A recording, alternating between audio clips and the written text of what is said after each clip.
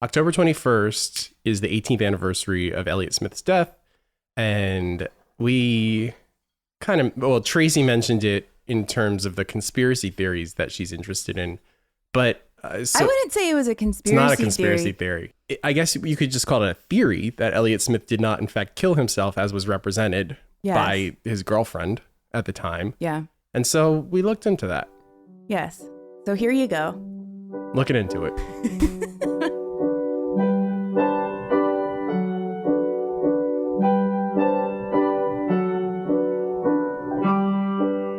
I went down a rabbit hole. Yeah. About Elliott Smith. I never believed that he killed himself. It always seemed fishy to me. I would have believed if he fell down the stairs and died, but like stabbing yourself in the heart, there's just like other ways. There's just other ways. Yeah, but it's not impossible. Not impossible. It's certainly a very specific way to do it, and it's not common at all. It's not common. It seems difficult. But it does happen. It does happen. It has happened. Yes. But will happen again. Yeah, probably. But there are certain things in the coroner's report that the medical examiner noted. Right. That the medical examiner, you can tell, did not think it was a suicide. Well, that's why it hasn't been ruled a suicide. It's never been ruled a suicide. The case is still open. They describe cause of death, but not manner of death. Oh, right. Okay. And usually they say a manner of death as well. So I just want to walk through. But I think that's some important. Of the facts. I think that's important to keep in mind, though, when you judge his girlfriend's behavior, because she's doing everything she's doing after being basically from jump, being put on everybody's suspicion list. Yes. There's the idea that pigeonholing her is misogynist, like the way that people have blamed Courtney Love for the death of Kurt Cobain. I've never blamed Courtney Love for I think it would be misogynist to think, oh, she just drove him crazy enough to kill himself. That I think is misogynistic thinking. That doesn't have to be like the cause of his suicide, though. No, but that's what I think would be misogynist if it was like, oh, she drove him to kill himself. I see. Right, you know what I mean? Right. And but I don't think it's misogynist to say that to suspect someone of homicide. That's a completely different thing. Right. That's not about like a, stereotypical idea that people have about women or. Well, there is. It is a stereotype. To murder? Yeah, like the I don't know, like a Black Widow. That's basically. Oh well. But isn't that the trope that's being brought up basically with them? The professional widow, I guess as Tori Amos would put it. I don't know. I mean, I never thought that Courtney Love was responsible for Kurt Cobain's death, I'm saying what people are saying. There are nuances and situations, and I don't think that you can just draw anything with one broad stroke of a brush. Right. So, Elliott Smith, he died on October 21st, 2003. Of 2 stab wounds to the chest. He was 34, and at the time he had been living with his girlfriend, Jen Chiba, in Echo Park, California. It's East LA. Do you want to set up who Elliott Smith was? Oh, you do that. You're good at that. Rich introduced me to Elliott Smith. I don't remember that. Not the person, the music. Although I did meet him once because I used to. Did? I used to go to shows so early, so I could line up to be in front. And I did that with Elliott Smith. I got there hours early and was the first one, and he came out. And I asked him to play St. Ides Heaven, and he was like, because it was 4 figure 8. Okay. But it was, I think he did 2 tours for that. I think he was just touring a lot then. So sometimes he was touring with a band and sometimes he wasn't touring with a band. I believe that's both times I saw him at the Trocadero in Philly and also at Town Hall in New York when it was just him and a guitar. Mm-hmm. And he was like, well, it's not really that kind of show. We're not really doing that.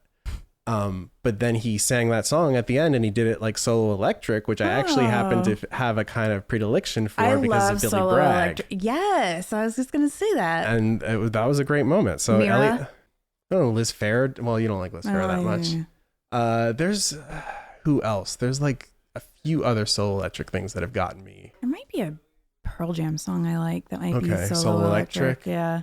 Seems like a Pearl Jam thing to do. There's a couple of Pearl Jam songs I like a lot. Pearl Jam are just joyless to me. It's none of it's nice. Some of it's earworms. It is definitely. Of Of course, Yellow Ledbetter is like my. I like Yellow Ledbetter.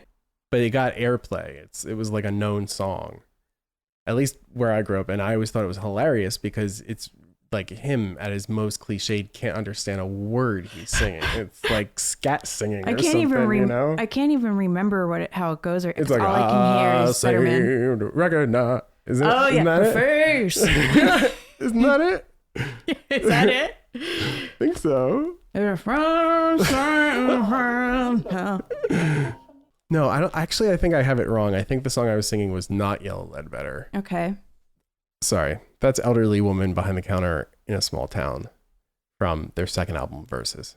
Okay. That's the song I liked from there.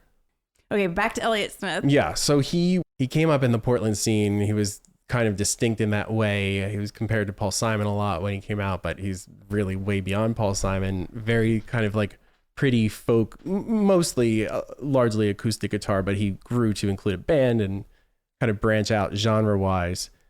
But kind of at his root is like this like sad boy, you'd say, singer-songwriter thing. Yeah, his depression was just very like, his personality was his mental illnesses, basically. Like, at least his public persona was.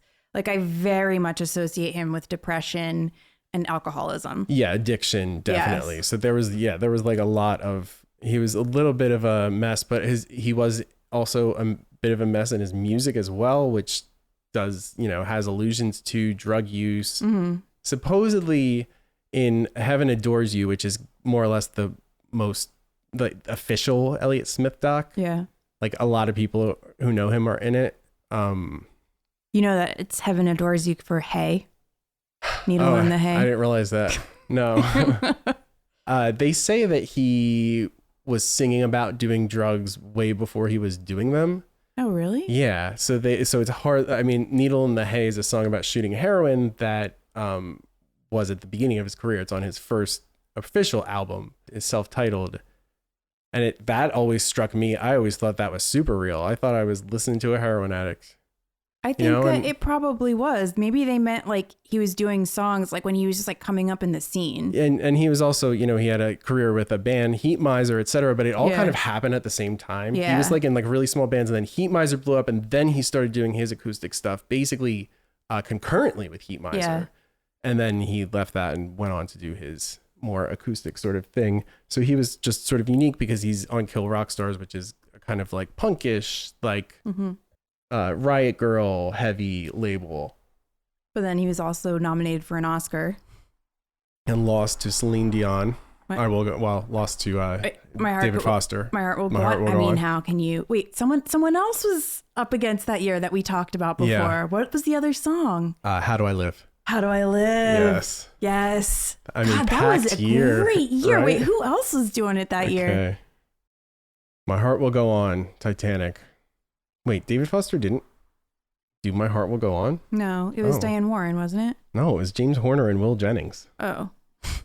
Weird. I feel like we must have gone over that. I'm sure we did. Anastasia, Journey to the Past. Never heard of it. I mean, it's from a cartoon. That cartoon movie. Yeah. Stephen Flaherty. Con Air, How Do I Live? Ugh, I love that song. Miss Misery. And the other one is Go the Distance from Hercules. So the two animated, or you got to be into the. Not like. And they weren't even. They weren't even Disney's. Hercules. Hercules was Disney? Yeah. Oh, okay. Mm-hmm. They just never mentioned that in the parks. So anyway, back to Elliott Smith. Right. He's dead. Yes. So Jennifer Chiba is the woman that he was living with at the time that he died. He had only been dating her very briefly before that. It seems like she tries to make it seem like they were going out for much longer. They met in 99. Right. It kind of sounds like maybe he was like talking to her, and then he was going out with this other woman, Valerie Deeren, that he met when he was doing his tour in Europe in 2000. They started a foundation together for abused children to expose abused children to art. Did you do any research on Elliott Smith's abuse? I knew that he says he's sexually abused. Oh, he said he was sexually abused. Yeah. And it's heavily implied that it was his stepfather. In Heaven Adores You, which the more I think about it, the more I feel let down by, because his sister like refuses. Basically, she's obviously given the question as to why he moved out to Portland from the family house, which he did at a fairly young age. I mean, I think he was around 18, youngish to be moving out like that. Maybe even before that. Well, he went to college. Yeah, he went to college and stuff, but he kind of Hampshire. like went far. He did go to Hampshire, but he, when he moved to Portland, it was a thing. Mm. And the sister's like, it was issues with the stepfather, whatever. He talked about abuse, that he was abused as a child, and it was like a huge issue. Right. And for him. and obviously abuse and suicide are linked very strongly. So like, it's also like, we're not talking about somebody that when initially reported that he killed himself, anybody was surprised. He had a difficult childhood and a troubled relationship with his stepfather, Charlie Welch. Smith stated he may have been sexually abused by Welch at a young age, an allegation that Welch has denied. Yeah, He said he of may course. have been? Yeah, I mean, that's how trauma works. Oh. By the way, it got to the point at the end of Elliott Smith's career where he was obviously high, no matter when, whether he wrote Needle in the Hay, totally sober or whatever. Yeah. At a certain point, he took on that persona. Yes. And began doing heroin and crack. I read crack and I heroin. didn't know were about his the crack. The heroin, yeah. things. But he wasn't doing heroin in the years before his death. I think year before his death, Okay. but supposedly she was. I don't know about the heroin. From what I read, she was into speed.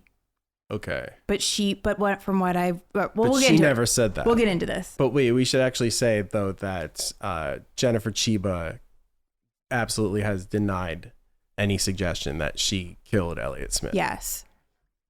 When she's spoken very infrequently to the media, but when she has, that's her story and she's sticking to it.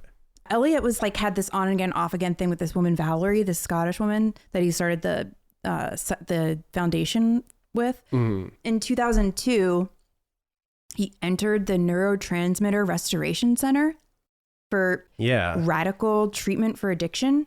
That sounds ridiculous, but also sounds okay. Like, I'm open. It worked? Well, so what it's supposed to be is that you're like balancing out your neurotransmitters with like other things like amino acids and stuff. You get like some kind of mix of an IV bag of amino acids. In simplest terms, amino acids are organic types of nutrients. Humans must ingest several amino acids with healthy, nutritious choices. The amino acids may create energy or produce proteins. These nutrients also play a role in the biosynthesis of GABA and dopamine, as well as other neurotransmitters. So they give you an IV of this stuff. The thing is that what attracted him to this treatment is that it's completely physical and it's not psychological. Mm-hmm. Like, you don't have to do emotional work. You don't have to, because at a typical rehab, they kind of want to get at the core of the problem, which is like, I mean, I find it disconcerting if you don't want to do the emotional work. You're going to have to at some point. Yeah. Don't you think? I mean, he wanted a cure without that. He didn't, I guess he just like didn't want to like deal with whatever it was. So unwise. Right? I thought he knew more about life than that. Seemed to. Actually, I don't know what he's talking about some of the time. A lot of the time. You know what I mean? It'll just be like a sketch of What's a scene your favorite sometimes. of his songs? St. Night's Heaven. Okay. I really like that. Was it Waltz number 2? I forget. Mm-hmm. I get the names mixed up all the time. I never know which one is which. I like a couple of those. Yeah. I really like the Roman Candle. The Waltz one. Yeah, that's the biggest hit, I would say. Well, was Miss Misery the biggest hit or the other one? Kind of, but like EXO took Waltz number 2 took over kind of just culturally. I think I believe it's his highest streamed track. It's just like, the weird thing is when I heard that song for the first time, I felt like I had heard it before in a movie trailer. It's not his most streamed song, but it's what's his most streamed? Between the Bars. The hell, really? Yeah, I guess. Is it in Good Will Hunting? I mean, that's one of the ones that's on either or, because Good Will Hunting has a ton of Elliott Smith songs in it, right? It's Gus Van Sant. Say Yes. Is Angelus in Good Will Hunting as well? Is Miss Misery must be, right? Yes, he was nominated for. Right. Apparently he didn't actually write it for the movie. They just said that and he got nominated. They were like, just say that he wrote it for, you have to like say that you wrote something for the movie. It was just like a part song of the he art. had. Yeah. Yeah. and it worked. And he ended up at the Oscars. So when he left treatment. When did he leave treatment? In 2002. He was still kind of with Valerie. They stayed together in this like cottage that he had in LA for like maybe a couple weeks after he got out of treatment. And then he left and he went to go stay with his friend who was Jennifer Chiba. And they were only friends, but then eventually after time, it became romantic. In November 2002, he and Chiba went to a Flaming Lips concert in LA and they got arrested for interfering with a peace officer. Cause like he was like, I guess Elliot was like against that he was roughing up some teenager. Okay. So Elliot stepped in. Yeah. And then she stepped in and then drama. Yeah. It was all drama. And then the cop really roughed Elliot up apparently. And he got like a back injury from it. And they then got arrested, didn't they? They were arrested. Yeah. The thing is, so then he ended up getting pain pills for it. And he's an addict, and any addict would know that you can't take the pain pills, like especially just getting out of treatment. Right. And he did? He did. Yeah. So who knows? So what, he was off and on the last year of his life? Is that what? Seems like he just got back on the pain pills. Well, but there was no, okay.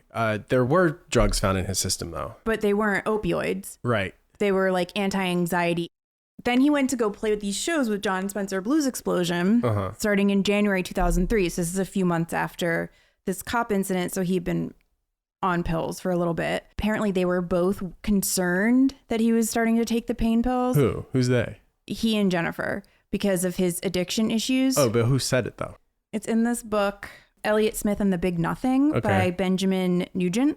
They were Is he like using anonymous sources or like what's the? No, he talks to people who knew him. Yeah. Okay. So all right. He talks to this one guy, Andrew Morgan, a lot, who was like his very close friend in LA in like the last year that he was alive. Yeah. He would like sometimes lend him money, like that kind of friend. Right. So it's credible. Yeah. It feels credible. It's credible. I mean, this book is very positive. It does not go after Jennifer Chiba at all. It never implicates her. It never accuses her of murder or anything like that. Yeah. But it does say that he started taking the pills. And, you know, I witnessed him at Blues Explosion. So he wasn't on a full tour with them. He played with them in January, and then he played with them in March. And then in the summer when I saw him, when he couldn't even play, he wasn't even playing. He couldn't finish a song. Yeah. And I went with Christina Martinez, who's John Spencer's wife, because I used to work with her at Bust. She told me that he was a mess backstage, but she said it was booze. Okay. She said they were all drinking backstage. It was like a real big, like, and that kind of seems supported in this book, Elliot Smith and the Big Nothing. He, like, one of his friends who lived in Jersey City would come and see him in New York whenever he was in New York. And she said that she was really upset with the Blues Explosion's influence on him.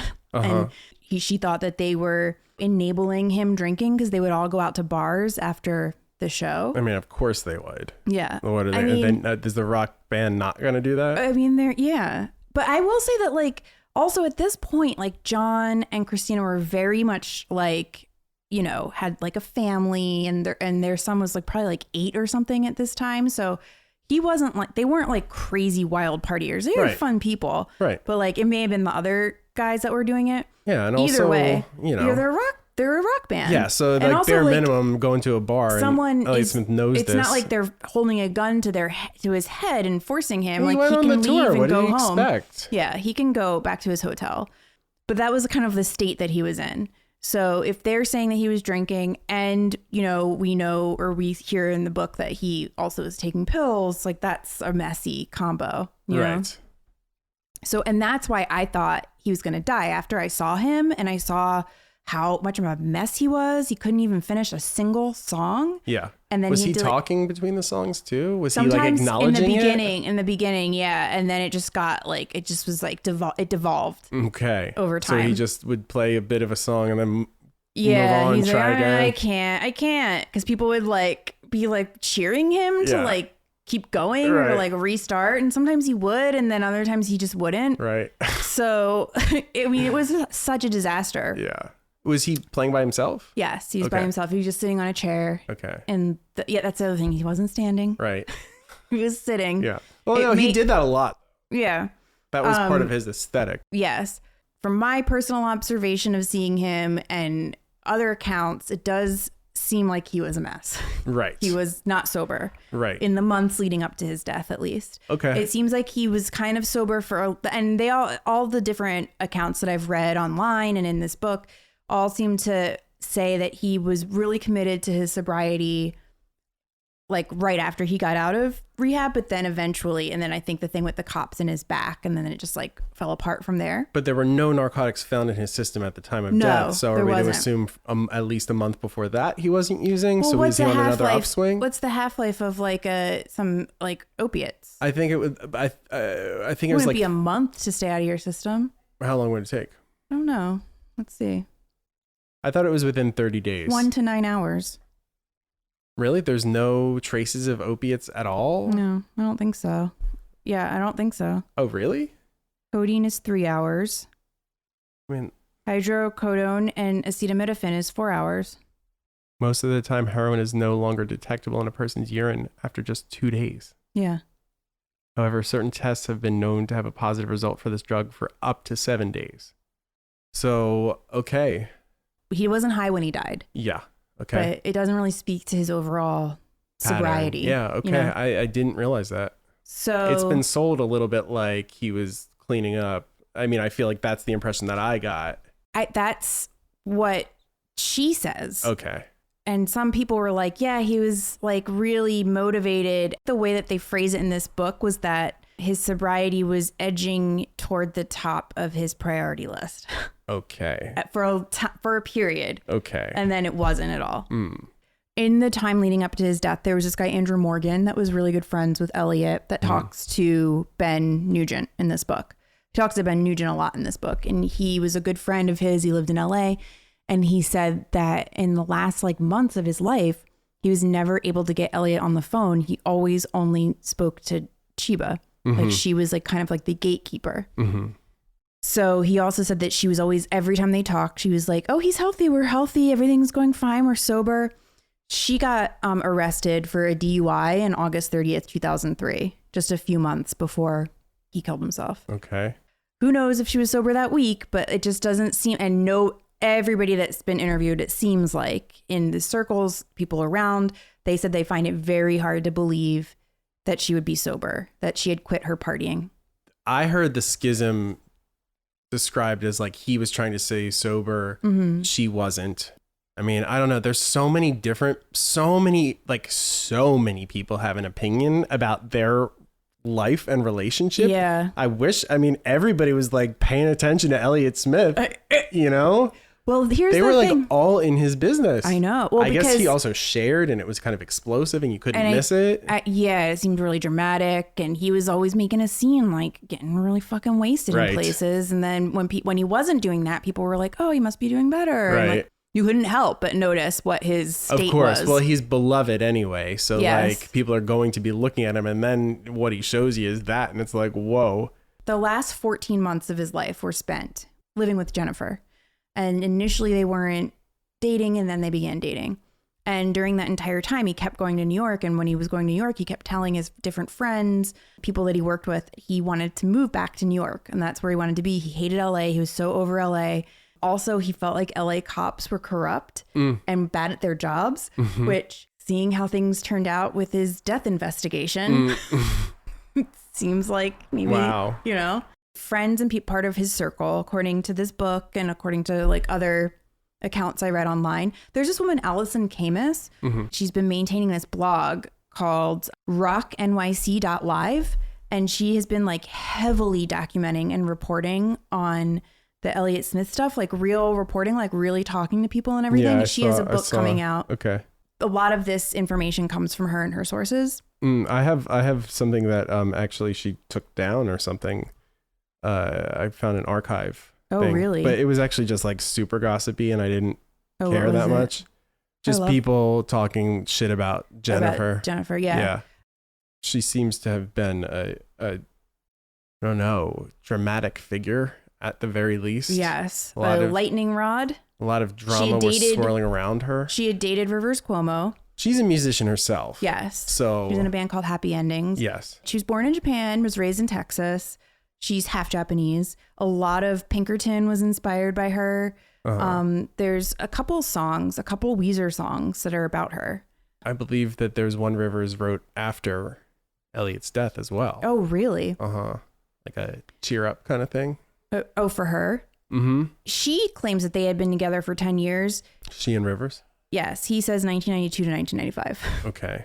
In the liner notes of Alone 2, which is his home recordings album. Because he's released like so many Oh my God, songs, he just like never stops making songs. So this was in the liner notes. Since late 92, through many of the difficult days of playing the clubs in LA with Weezer, Jennifer Chiba had been my kind of girlfriend. That's like kind of girlfriend. All right, but that could be like fuckboy shit. Yeah, I had benefited greatly from her care, and yet I had always kept my heart hard to her, believing that if Weezer did make it, I would want to be free for the many superior options I imagined would be available to me. He's just real honest. My God. I know. He's really laying it bare. Now, in the summer of 94, as Weezer was indeed starting to make it, Chiba said she would resist me because of my refusal to commit. But whenever Weezer came through town, I called her up looking for a place to stay because I was no longer renting an apartment. And she gave in, letting me into her heart and home. In mid-July, when Weezer came to LA to record some B-sides, Michael and Carly, Suzanne, and my Eveline, I stayed with her. We had an argument. She wanted more commitment, and I wanted continued freedom. At the end of the work period, I flew back to my mom's house in Connecticut, and on July 14th, wrote a song called I'll Think About You, that I hoped captured the pain and conflict of my situation with Chiba. They had, it seems like, some tumult there. Yeah. He really went in deep with that one. I know. I kind of want to read all the liner notes. Like, he must have... Did he do that for every song? I don't know. I mean, I guess this is why he annoys people now. You know? I kind of like it. I like that he's open like that. You know, Pinkerton has a lot of naysayers, like a feminist reading it's anti-feminist, basically. I know. Yeah. He seemed like the original incel. Yeah, he did. But also, he was clearly getting laid.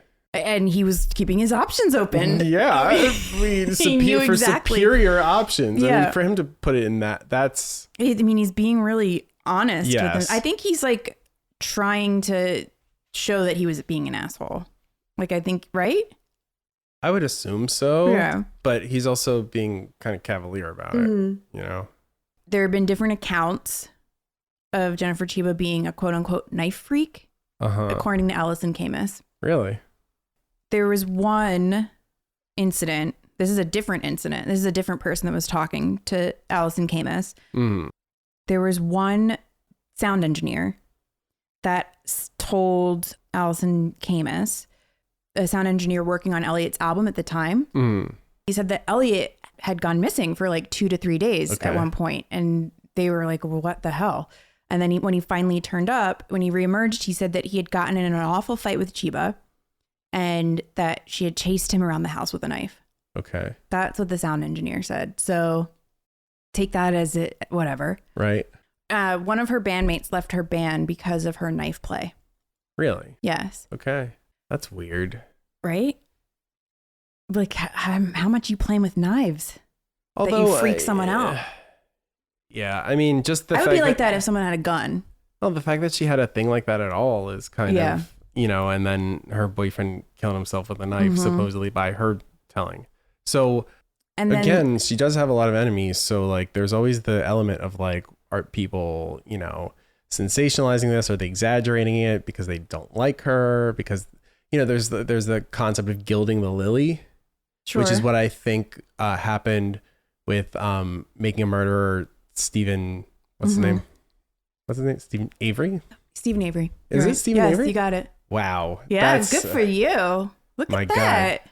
You know, I think that he did do it, but I think the cops also like planted shit and made it look. Oh. So it was like an airtight case against him? Yeah, because the first time he didn't do it, and then the second time he did. And they may have also planted evidence to strengthen the case because they hated him so much. And they wanted to make sure there was beyond reasonable doubt. I don't think that this is like a Yoko thing where people are like putting the blame on her. You know what I mean? I think that people just were like had interactions with her and they were like, she's not cool. Because it's like laid back, like California, Portland people. Yeah. Portland. It's weird, you know? It just, to me, it just makes it like a stronger story, if nothing else. Like, because. Or presents more to doubt, chew on. Or, yeah. Just, it's a shady story, no matter, it's a shady story. There was a woman who owned a studio, the recording studio, in the same building that Elliot was renting his from. So, and they shared a wall and they shared a parking lot. And after he died, she started doing a blog. She wrote out all of her dealings with him and with Jennifer. She doesn't name Jennifer. She just calls her the Force. Mm-hmm. And she clearly hated her. You're absolutely sure it's her because that's the girlfriend in his life that he would have been fighting with. Yes, or whatever. It's so obvious that it's her. Yeah. She said, there's a dark force in Elliot Smith's life, and it wasn't drugs or depression, as far as I could tell. Mm-hmm. They had like a bunch of like tiffs and run-ins. Like she never had issues with Elliot. She said they always had good interactions. He was really sweet to her. She said he was very gentle. And then, according to her, the Force would come around and the Force would be, you know, screaming and ranting and like always complaining about something, and then like freaked out because she wanted to park in the spot next to Elliot's spot, but it's reserved for Caroline. Yeah, Caroline's clients. Oh, her clients. They each get one parking spot, and Caroline doesn't park there so that her clients who rent the studio can park there. Right. And so one of the clients was parking there, and Jennifer like freaked out, and she's like, I'm Elliot Smith's girlfriend, blah, blah, blah. Like, I get a parking spot, like acting a bit Courtney Love-ish, right? It sounds like. Right, but she wasn't Courtney Love. Exactly. Yeah. Without that flair, without that genius. Yeah. So they had like a lot of back and forth about the parking spot. It had been like an issue, blah, blah, blah. There was like some other issue where like security guards were called to the place, and Jennifer was having like security guards like watch the studio for a while. It like made no sense. It was just like weird behavior. And the security guards contacted her in the middle of the night, Caroline. And so she thought something had happened down at the studio. So she like went down there, and then the Force came out and was screaming at her, like, this doesn't involve you. It's none of your business. Then she wrote her this like apology note that was really mean, and it made Caroline cry. Caroline cried in front of Jennifer and Elliot because I guess she said she was really intimidated by Jennifer or the Force. And I don't know, she just was mean enough to her that she cried. It was like uncomfortable the way that she was behaving. So then after he died, she had called his lawyer because she had known his lawyer because Jennifer had gotten the lawyer to contact her about the parking spots. Okay. So then she called the lawyer and she was like, is it true? Did he really die? And he said, yes. And then she was like, okay, can you contact his family and tell them that they need to put an extra lock on this door? I'll do it for them if they want, because the Force might come and take stuff. Uh-huh. And you should really secure this stuff that's here. And he was like, okay, I'll tell them. And then for whatever reason, they couldn't legally do it. Oh. They couldn't add another lock. So does it have to do with Jennifer's right to that space? No. Okay. It's just because it wasn't hers. Whatever the case, they couldn't get the lock on in time. Okay. Jennifer came the night after Elliot died. So it was like a day and a half after Elliot died, and took everything out of the studio and packed it in vans. And Caroline contacted the family, and they were really upset because they came later that day. So she had beat them by a few hours to the spot and took everything. So this woman, Caroline, said in her blog, she said, I knew the Force would come before the family. I just knew it. And the second night after Elliot's death, at about 12 a.m. in the morning, the Force came in a Jeep with two guys. My partner saw them, and I had gone outside to say goodbye to him. And he told me as soon as I spoke to him, he said he had seen the Force coming out of the gate, but hearing my voice, the Force went back inside and didn't come out for 20 minutes. I sat in the car with my partner directly facing the car, and finally the Force came out and put many boxes into the car with the help of the guys. I felt like protecting Elliot. What if it's his music or writing? What if it's something that people need to see?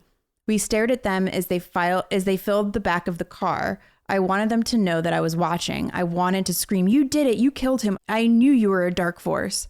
Wow. Wrote that in her blog. Jesus.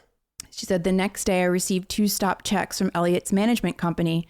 Both Elliot and our studio ran off of 1 meter. So each month it was agreed Elliot would pay us 1/3 of the electricity, which was usually around $170. He paid it every month, no problem. It was written in both of our leases this way, and he never failed to pay. I thought maybe because of his death, they stopped the payments. And then I looked at the stop date, which was maybe 5 days before he died. Why would he stop payments, or whoever, the force, who knows, stop payments 5 days before he died? He had just signed a new lease on the property. He was going to be there. Why had the payments been stopped? This is very strange. Who did this? Did he do this, and why? It doesn't make any sense. How sure are we that this person was there? This is the woman Caroline. She owns the But how do we studio. know it's her though, and not somebody like cosplaying her? Allison Camus She has checks spoken out? to her. Okay, Yeah. all So right. it's like, it's her thing. I mean, all she right. like talks about like the address, the number of their rooms and blah, blah, blah. Like it seems solid. Okay. And the stories are just so like, some of them are so boring and like very like an exact, like if I was so pissed that someone was like my neighbor, it was like, if I was like elaborating on a fight between me and my neighbor. Yeah. No one else gives a shit. Right. Like that kind of stupid stuff that she was very into. Right. There's this guy that Allison Camus talked to, Jerry Shanekoff. I think that's how you pronounce his name. Jerry Shanekoff. He was Elliot's drug counselor. He works at a treatment center. He's a director of a treatment center. I looked into him. He is a director of a treatment center. He was very involved in Scott Weiland, trying to get him sober. He's like, I guess known among like rock stars. So he told Allison that Elliot said that the relationship between he and Jennifer Chiba began because she was his drug dealer and she was his connection to get drugs in LA. So I don't know if she was really his dealer. Whatever the case, she was, according to his drug counselor, she was facilitating him getting drugs. She had a hookup in LA. Yeah. He was supposed to be staying with her to rest and recuperate. And, he just got out of rehab, and This was after the neurotransmitter replacement surgery. And he was still getting his neurotransmitter treatments at her place. So he was still getting these IVs. Apparently he was like extremely physically weak after all of this. But also there's some like weird shit with the doctor who administered his treatment at the neurotransmitter place. Jerry Shaneoff is not from that place. Jerry Shaneoff was his drug counselor. So there's this guy who like ran the neurotransmitter restoration center, which is in Texas. Dr. Hitt, Hitt. In 1987, a Houston judge shut down 3 clinics operated by Hitt and forbade them to treat allergies and AIDS symptoms by injecting patients with urine. According to court records, the assistant attorney general said she sought injunction because she felt the treatment was dangerous. Wait, I'm sorry. This is the neurotransmitter people? Yes, this is the neurotransmitter people that Elliot like had this like crazy treatment that didn't involve psychological therapy, didn't involve psychology. It was just a physical treatment. So it was like, it's quackery. It seems like it, but so this guy's past. He was treating AIDS patients with injecting them with urine. What's his name? Dr. Hitt. I see this referred to as dopamine therapy. Was it dopamine therapy that he got? Because that's what the amino acids thing is supposed to do. It's supposed to like give you dopamine. Supposedly it is effective as therapy. But here's the thing: is this doctor that he went to, Dr. Hitt, right? What maybe wasn't doing it right. They said that they based it on some kind of. They can't tell what was actually in his bag, his IV bag that he was giving him. Wow. Because there was a lot of code violations. He has this long rap sheet of like history of like injecting people with urine and shit like that. Right. So this therapy does exist. However, we don't know whether Elliot Smith was actually getting it properly. Well, also I would think that the proper treatment involving that therapy would also involve psychological therapy. Yeah, I mean, I would assume so. Yes, it would be a holistic approach would be the best way to do it. Like you take care of the medical part and then you have to like get at the actual root of the problem that's causing you to be an addict. That's like driving you to drink or driving you to like, try to dissociate. It doesn't even have to go in that path. It's just to understand your behavior and your power that you do have over your life, like what you have power over and what you don't have power over. And striking that balance, I also want to point out this guy, Dr. Hitt, had like clinics in Tijuana that were raided. Okay. Like, so even in Tijuana, it was dirty. Right. He was dirty. But anyway, Jerry Shanekoff was not part of that. But he was his drug counselor, and he claimed that she was one of his connections for drugs, and that's how their relationship started. Right. So the death. So here's the death according to her. Uh-huh. So according to Chiba, they were fighting. She locked herself in the bathroom to take a shower. She said she heard him scream. And when she opened the door, she saw him standing with a knife in his chest. And she pulled the knife from his chest, and then he collapsed. And she called 911. Yes. And then tried to do CPR. By her telling, she pulls the knife from his chest. Yes. Which she should not have done. Yeah. People have pointed out that she was working with kids at the time or something. Yes. And as an art therapist. So she had to know CPR and certain procedural stuff that she should have been at least familiar enough with the workings of the body to know not to take out a weapon. Yeah. Probably. She should have learned that at some point. I also, that whole thing is real. Listen, and also what I read is that had the knife not been taken out, he could have survived. Yes. Yeah. They say that in the book and in the coroner's report, basically. Yeah. All right, imagine that someone did that. So, imagine like someone killed themselves while you were in the bathroom, like your lover, your boyfriend, your girlfriend. You open the door. Boyfriend. Yeah.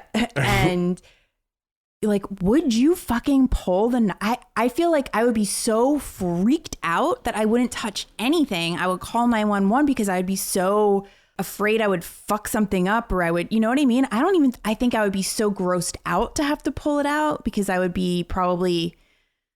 Yeah, people have different responses. But imagine having to pull it out of bone. It's a very extreme act. Yeah. To your point, it's this like you have to really pull on it. Like you'd have to pull hard to pull it out, right? Also, because keep in mind that to stab oneself in the chest in that way is such an extreme way to die that it's like a real kind of like operatic thing that's going on. Yes, it's really just dramatic. It's a really intense way to die, and then it's an intense response to it, and everything led up to it was intense, and then everything after it has been intense. Yes. She has two different stories, actually. I heard she has changing stories. So Jennifer's two different versions of the story is that, or at least the two different versions I noticed that were different, was that she heard him scream, she opened the door, and he was standing there. She was in the shower. Yeah. And he had the knife in his chest. Yes. And then she pulled it out, and then he collapsed. Another version is that she came out of the shower. He was on the floor with the knife in his chest. I didn't realize that. Yeah. And she found him on the floor. That's weird. So I thought that was weird, that discrepancy. I mean, because you understand that things change. You know, the traumatized mind is really unreliable. Mm-hmm. But there are certain things about a situation like that you would expect consistency, and how I found my dead boyfriend. If he collapsed or he was on the ground when you found him, like collapsing seems like it's such a, like if, you pull the knife out and then he collapsed, like that's. Unless she was really high or something, you know? Yeah, that's also a possibility. I mean. Just in my opinion, I think it's very convenient that she had taken a shower, that she was clean. Oh, at the time of the suicide. Mm-hmm. Okay, right. If she did stab him and pulled it out, she could have really, she could have called 911 and then quickly before they got there, because it took them a little bit to get there. There is an unaccounted period of time when a shower could have been taken and have 20 been minutes sold at least. It may have been a half hour. Come just before. Mm-hmm. Then Elliot went to the hospital. He died an hour later in surgery. All right. So then according to the medical examiner, the coroner's report, this is exactly how they phrase it. An undated possible suicide note was located at the scene. It contained the phrases, "I'm sorry" and "God forgive me." So then the report describes the two different stab wounds and going into detail of like the angle they went in and blah, blah, blah. How many inches? It was an 8-inch knife. Yeah. And it went all the way in basically. Well, the first one was 2 inches or something like that, which is considerable, if you think about it. Yeah. And then the second one was much further from what I understand. But this is obviously an idiosyncratic way to kill oneself. And so that's part of the suspicion that it just seems to many unlikely that one would be able to succeed in killing themselves in this way with no hesitation marks as well. That's another thing that's extremely notable. So Allison Camus, she said that she talked to Dr. Scheinin, who performed the autopsy, for about 20 minutes. And she said there were elements compatible with self-infliction, but other elements rare in the case of suicide. No hesitation marks, stabbing through clothes. And also 2 possible defense cuts on his palm and right arm. That's why the case is still undetermined. This was 3 years ago, I believe. It's difficult to be sure just based on the forensic data. Still, when you add it all, the case becomes a statistical oddity. I've read that the direction of the wounds is a poor indicator of whether it is suicide or murder. There are a lot of variations. Yeah, the direction of the wounds doesn't, like, it wouldn't rule either out. Right. The report, it describes the 2 wounds, but then it describes something called other sharp force injuries. And it says on the media right arm between the bicep and tricep, there is a 3/8 inch linear superficial incised wound on the skin surface. The edges are not abraded, meaning that they're not from friction or erosion. And they're surrounded by a small number of contusion, which means, so it's not that deep, it's a slice, and it was done with force because it left a bruise. It left some contusion around it. And it's on his right arm, and he was right-handed. Is he going to hit himself with a knife in the arm? That seemed like something where someone was trying to hit you and they kind of got you with the knife a little bit, but it was like a defensive thing. But do we know for sure that this is a result of that particular incident, or could it have fresh. been? It was fresh. Okay. It was part of this incident, according to the medical examiner. Couldn't have been a bruise, some kind of other struggle. No, that it was a happened fresh, before. open, sliced wound. It wasn't an abrasion. It wasn't like a scar. It wasn't a scabby thing. That's the defense. Yeah, that they were talking about. So then it said on the volar left thenar eminence. Okay.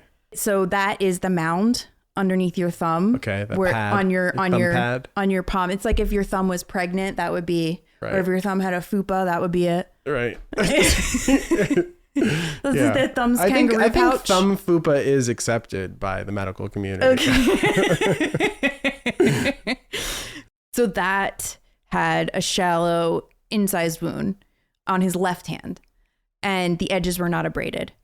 So that was also like a clean slice. So if someone held up their left hand, if someone went like this, they held up their left hand and their right hand kind of together, and you kind of put your like hand over your arm, your bicep, like over the top of your arm, like that's kind of like, that's like a flinch to me. That's like if someone's like hitting you or trying to hit you, that's what that says to me. Yes. And again, they could have had a kind of back and forth with the knife, and then she put it down, went into the bathroom, and he did it. You know what I mean? So like, that's a possibility. Yeah. I'm saying though that I don't think that he inflicted that wound on his upper right arm, because he was right-handed. That makes no sense. It sounds like not, but I'm just saying there is even there's that. There's a version of the story in which she did do that wound, but not the actual killing. Wound. But he didn't do that wound himself. Is the thing. Yeah. Right. There's some kind of violence happening. Another thing to keep in mind, and this is from The Guardian, Alex, how do you say his name? I mean, he's such a great writer. He's just... Who? Alex Petridis? I think Petridis is right. Well, he's great, and he wrote a great story about Elliott Smith, and there was stuff in there that I hadn't seen elsewhere, and I didn't do a huge deep dive, like not nearly what you did, but I did look up stuff today. And he said, according to some of Smith's friends, that description of a potential suicide that Elliott Smith would do fits. Indeed, he may have tried to kill himself in this way before, possibly in 1997. His producer, Larry Crane, remembers Smith showing him a pretty bad scar on his chest. When he moved to New York, he told another friend that he spent his nights walking along empty subway tracks. Yes. So, again, the idea of Elliott Smith killing himself did not seem far off at all. Yes. In fact, he had talked about it Suicidal before. ideation, sure, yes. But I will say that the coroner did a full like body scan, mark like every tattoo, every mark on the body, like, and even didn't find that thing. No. Huh. Even like pointed out like older bruises that were in the phases of healing, scabs on his knees that he had, or I'm sorry, scabs that he had on his shins. Yeah, the other thing that circling back with Larry Crane. So this other thing was other injuries, and there was a small abrasion and contusion on the right knee, and a small abrasion with contused edges at the right elbow, meaning that he probably fell Right. to the right. I'm thinking of it like this. If I'm like trying to do like the physical recreation, he would be like having his left hand palm out in front of like his right shoulder bicep area and having his other hand up and falling to the right onto his knee and onto his elbow. Like that's what it seems like. What do you mean? If he killed himself that way? No, that's physically, it seems like what happened, how his injuries were sustained. Like if he's being attacked and he's going like this and then he falls down that way, he could have been stabbed while he was lying on his back. They said that? He could have been stabbed while he was lying on his back? No, that's what it sounds like to me. Like, no, they don't say how he was stabbed, but I thought they said where he was stabbed, no? In the autopsy when report? He's lying on his back, not like when he's lying on his back. Yeah. I see. Duh, no, when he's like standing not in the back. Like he could have fallen, like he could have been attacked, hit, fell over that way, and then she could have like stabbed him. Okay. That's a possibility. That's a possibility. You know that Courtney Love called Elliott Smith's the best suicide I ever heard of? Apparently. Sounds like her. It does. All right, so this is the last paragraph of the coroner's report. Cause of death is stab wounds to the chest. The mode of death is undetermined at this time. While history of depression is compatible with suicide, and the location and direction of the stab wounds are consistent with self-infliction, several aspects of the circumstances, as are known at this time, are atypical of suicide and raise the possibility of homicide. Right. These include the absence of hesitation wounds, stabbing through clothing, and the presence of small incised wounds on the right arm and left hand, possible defensive wounds. Mm-hmm. Additionally, the girlfriend's reported removal of the knife and subsequent refusal to speak with detectives are all of concern. After the initial statement she gave to the police. Yes, she refused to talk to them, the detectives. Never again, yes. But she did talk to them once. Well, when they arrived on the scene, I think. Yeah. Since a complete knowledge of the circumstances surrounding the stabbing is lacking, the mode will remain undetermined until such time as sufficient additional information becomes available. Which is to say that the coroner has left the cause of death undetermined, and a suicide is not a sure is not ruling thing. out homicide. Not ruling out homicide. And that is the way it's remained to this day. Yes. At the memorial service, in an account that was given to Allison Kamen, a professional acquaintance of Elliott's, said that Chiba showed up uninvited. As my partner at the time put it, she brought darkness to the celebration. He said, there was only one person that didn't seem affected or saddened. He even added that Chiba was downright cheery and laughing. It was unsettling and odd to the rest of us that were absolutely shocked. He also heard many rumors regarding this tragic day that he was willing to share. I've heard all kinds of things regarding that fateful day. He had or was going to break things off with her because she was so controlling, but unfortunately, as she's the only survivor of that relationship, she ultimately has the ability to control the narrative for now. I had also heard about the fight they had that day, which is probably the biggest reason besides her starfucker status that I question anything she says. That was not the only time I heard starfucker in reference to her. I normally would really dismiss that, like right off the bat, if someone was saying that about a woman. Yeah. As like, you know, a reason to dislike her or whatever. But in these terms, it seems like sort of like a climbery thing. And I mean, she was a musician. Insinuating herself. All I'm saying is she like, you know, she was in those circles, you know, label somebody a starfucker. Like there's probably part of that. Yeah. But she's also like, you know, you date who you're around. Yeah. And she made herself, you know, you could argue that she like put herself in she insinuated herself into things. Herself, sure. And it didn't seem like people appreciated it. I have no idea how, like what the mechanics were really, but the acrimony with the family began really early on, obviously, because of this coroner's report. And because they showed up to the studio. Yes, and there's the studio it was thing. Wiped out. It was cleaned out, and she took everything. But then there was another thing where like the estate released a statement because Elliott Smith's girlfriend claimed his family knew the truth about Elliott's death. This was in January. The death was in October. A lawyer representing Smith's estate issued a statement on Wednesday, January 14th, 2004, stating that no one should speak for Smith's family regarding his death. Elliott's family has every confidence that the ongoing investigation will determine the actual circumstances of Elliott's death. Until such time as their investigation has concluded, However, and especially in light of the recently published coroner's report, neither Elliot's family nor anyone else can claim to know, quote, the truth about Elliot's death, and any statement to the contrary mischaracterizes the family's position. She ends up suing them later that year. July 2004, she files a lawsuit. It's not even in the ground a year. Yeah. Against Marta Greenwald, Elliot's stepmother and administrator of his estate, for more than $1 million. Because essentially she's suing for like widow's rights. The complaint of the lawsuit was breach of oral contract, as Chiba declared she and Elliot had entered into an oral agreement and had allegedly agreed to live together, cohabitate, and combine their efforts and earnings, share equally any and all property accumulated as a result of their efforts, whether individual or combined, and hold themselves out to the public as husband and wife. Okay, here's my thing about that. Already, you are well aware that people think you killed him.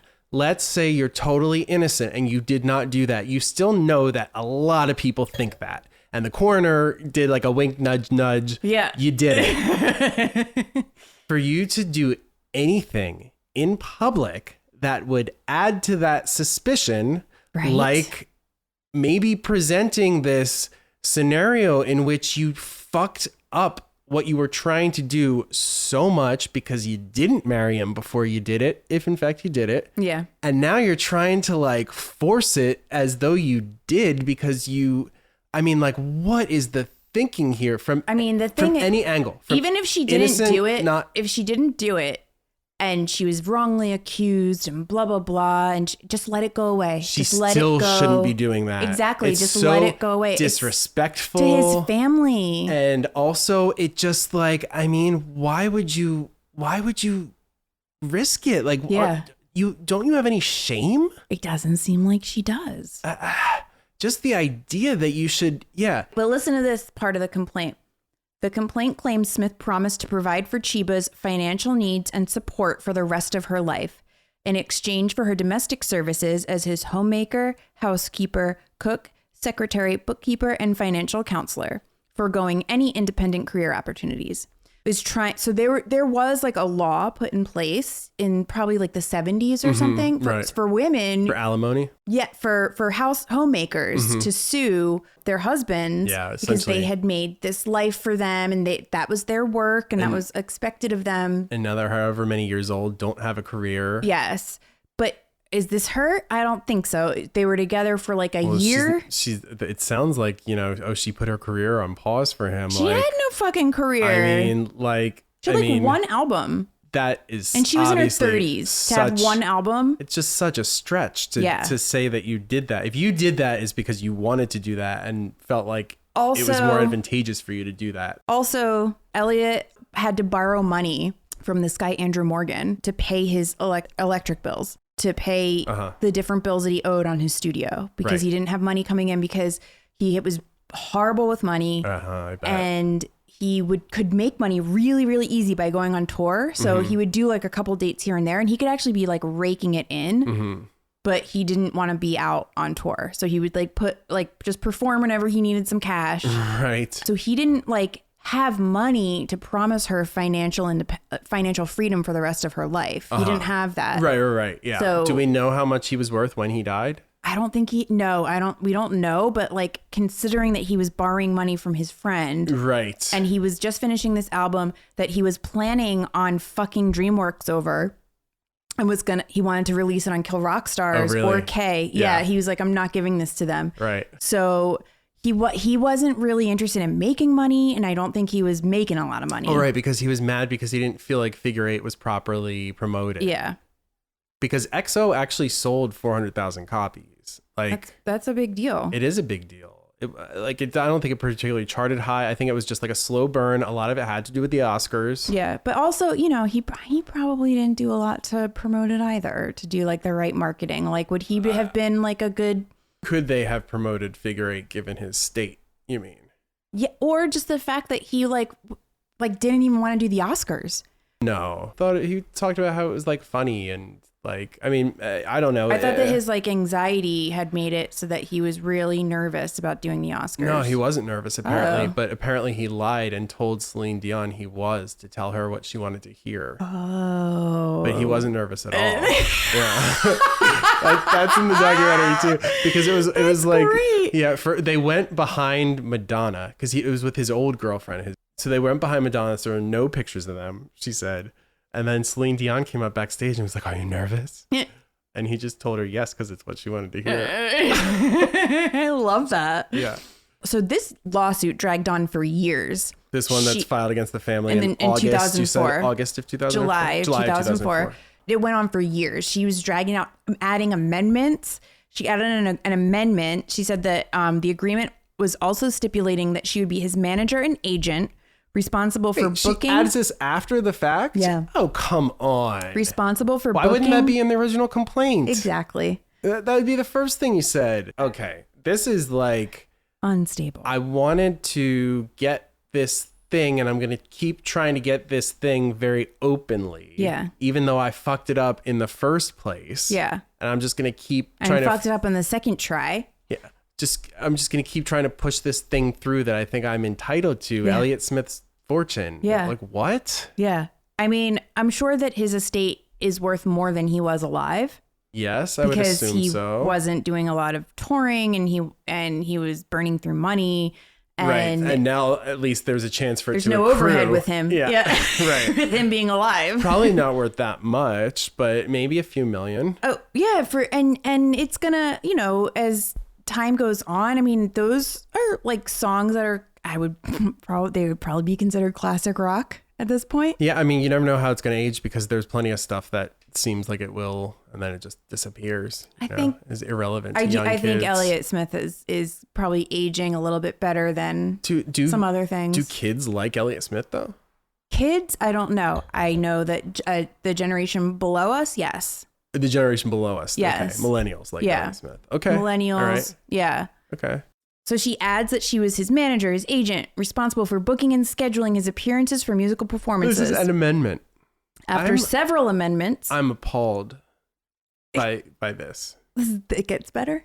After several amendments and dragging the lawsuit out, it was determined that she didn't actually have a license to be a manager. You have to have a license to be a manager in California, and she was not licensed to be a manager. So that whole thing got thrown out. That's ridiculous. So this went on for years. Like, I'm sure this was like costing the family like a shit ton of money to defend. People's time. Wasting time, wasting money. And it was it was expensive for her just to file a lawsuit. It cost between $4,000 to $8,000 just to have a lawyer like do all that research and write the complaint for you and file it. And like Elliott Smith was in pretty good standing with his family anyway. Like it wasn't a total estrangement thing. So like, no, he was close with Ashley, his half sister. Yes. These people loved him and they're hearing this after his death. This is what they're putting up with. To me, that's what's it's like actually a headache. Headache of being sued of like while you're grieving. Demands for money. Yeah. Demands your child died and having to deal with this bullshit. Unbelievable. Crazy. This is all like, no matter what, to me, this is so amoral that like it's damning. Even if she didn't kill him, she's an asshole for doing this. Just like breathtakingly so. They ended up throwing out her claim in 2007. Okay. And she didn't get a dime. But one of the interesting things I don't know if it was the amendment to her complaint, but it's in her complaint. She says, in addition, the lawsuit would have essentially been a referendum on the truth and significance of her relationship with Elliott, especially in light of, so the stepmother's name is Marta Greenwald, who she was suing, especially in light of Marta Greenwald's efforts to publicly denigrate it and even accuse Jennifer of his murder. So wait, Elliott Smith's father's wife? Yes. His father's wife was the executor of the estate. Oh, She's really? the Not his administrator mother? The stepmother is the administrator of the estate. Any particular reason why?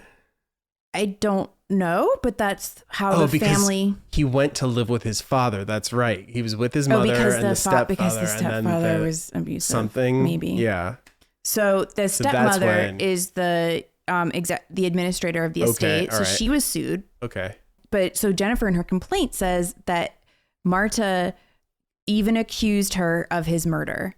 So that is like official documentation of what the opinion of the family is. Like even beyond the wink, wink, nod, nod, or wink, wink, nudge, nudge of the like statement that they gave out, where they were like, you know, considering the coroner's they report. Actually accused her to her face of having murdered him. Right. So that's where they stand. Yeah. I at least did, you know, in 2007, but it doesn't seem like it's changed. I mean, it seems like the same old, the case is still open, at least it is. From 2019, I read that it was. I think if it closed, we'd hear about that and we'd know. So, yeah, what a fucking thing. Then she ended up suing her lawyer after that for malpractice for fucking up the lawsuit for her. Did she win that? No. That got thrown out as well. Sounds like something that would get thrown out. Yeah. So, where we land on all of this, and you really should check out rocknyc.live, which is Allison Camis's website, where she does like exhaustive research. Like she really has been doing this for years, speaking to, like she really has gotten in there and has been speaking with the family and just like close friends. And she really has been getting the inside scoop. I originally, before I did any of this research, it just seemed hinky to me. Yeah. So from you're the biased. beginning. Yeah. From the beginning, it always seemed hinky. Right. But I was open to being proved taken wrong. In a different direction. Yeah, it was like, cause you know, I like an underdog story too. Right. You know, like, oh, maybe she fucking didn't do it. Like I love like a wrongly accused kind of story. It would have to be. I mean, it is, you know, the fact of the matter is that unlike other conspiracy theories, these are coming from people close to him. You know? His fucking family. It's like a credible sort of thing. Family, sound engineer, friends, coworkers, a lady whose studio is in the same building as his. Just people from like kind of all parts of his life. And it's a lot of people too, because like I would normally say, okay, but what opinions aren't we hearing? And indeed, like what, have you ever seen anybody say anything nice about her? No. Okay. No. Someone must think something nice about her. Someone must, but probably no one that was in his orbit. It's just a lot of people. And to me, like it, you know, the death like matters, obviously. Like I understand like the hunger for the truth here, especially because like an artist was taken from us or took himself from us way too early. And that really sucks. Like, I just hate that he's very dead. young. Yeah. He was 34. Yes. To me, the family stuff, those legal documents are unassailable. She started that shit. He wasn't even in the ground a year. Mm-hmm. And that is just unconscionable to me. Like I cannot help but judge her for that. Yeah. It's hard to not see her as a bad person for doing that. And petty and to drag it. Okay, maybe you're for like money. Like she wants money. Yes. Like I don't admire your fucking cause to get like, money it's not from even this like she estate. just was like, no. Because sometimes people sue for like someone to just like they use it as leverage for someone to be like, make this statement that like I did not murder him. Like because they don't want money. They just want someone to like you know, stop like denigrating them in public or something. Could this have been that? No, because she just was clearly going after the money. Like she just like never stopped. Yeah. And she kept like making amendments. Actually, I deserved it because of A, B, and C. To and me, D. the amendments are just, I mean, it's just damning beyond damning. Like there comes a certain point where I just can't turn back my opinion of the thing. And that really did it for me. Yeah. That really shaped me.